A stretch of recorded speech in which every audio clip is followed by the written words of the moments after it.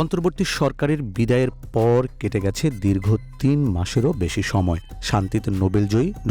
মোহাম্মদ ইউনূসের নেতৃত্বাধীন সেই সরকারের উপদেষ্টারা এখন কে কোথায় আছেন?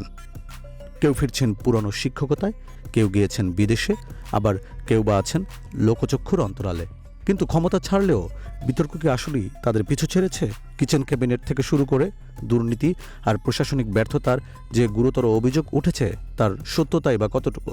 সাবেক উপদেষ্টাদের ঘিরে রাজনৈতিক অঙ্গন এখনও উত্তাল। এপ্রিল মাসেই প্রধানমন্ত্রী তারেক রহমানের তথ্য ও সম্প্রচার বিষয়ক উপদেষ্টা ডা. জাহিদুর রহমান স্পষ্ট জানিয়ে দিয়েছিলেন, অন্তর্বর্তী সরকারের আমলের সব দুর্নীতির অভিযোগ তদন্ত করা হবে। এমনকি বিএনপির সংসদ সদস্য ফজলুর রহমান সহ নাগরিক সমাজের একাংশ এখন জোরালো দাবি তুলছেন সাবেক উপদেষ্টাদের জবাবদিহিতার আওতায় আনার। সাবেক প্রধান উপদেষ্টা ড. মোহাম্মদ ইউনূস এখন ঢাকার গুলশানে নিজের বাসভবনই থাকছেন, ব্যস্ত আছেন সামাজিক ব্যবসা এবং তার দীর্ঘদিনের 3-0 বা শূন্য দারিদ্র্য ও শূন্য কার্বন নিঃসরণের ধারণা নিয়ে। সম্প্রতি ইউরোপ সফরও করেছেন তিনি। তবে সরকারের সিদ্ধান্ত গ্রহণ প্রক্রিয়া নিয়ে খোদ সাবেক পররাষ্ট্র উপদেষ্টা তৌহিদ হোসেন এবং খাদ্য উপদেষ্টা আলী ইমাম মজুমদার বিস্ফোরক ইঙ্গিত দিয়েছেন। তাদের দাবি, আনুষ্ঠানিক পরিষদের বাইরে একটি প্রভাবশালী অনানুষ্ঠানিক গ্রুপ বা কিচেন ক্যাবিনেট ছিল, যারা পর্দার আড়াল থেকে গুরুত্বপূর্ণ সিদ্ধান্ত নিয়ন্ত্রণ করত।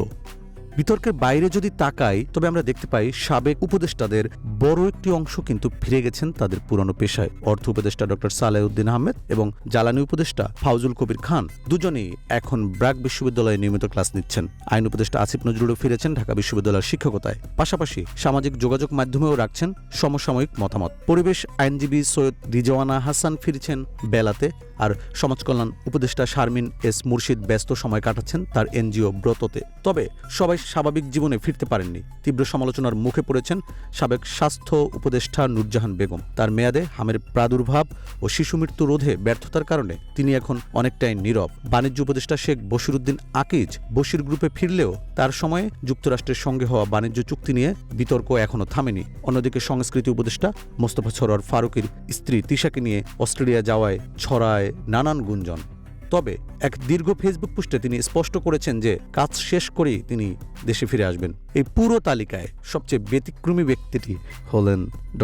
খলিলুর রহমান। তিনি অবসরে যাননি, বরং বর্তমান সরকারের পররাষ্ট্র মন্ত্রী হিসেবে আরও গুরুত্বপূর্ণ রাষ্ট্রীয় দায়িত্ব পালন করছেন।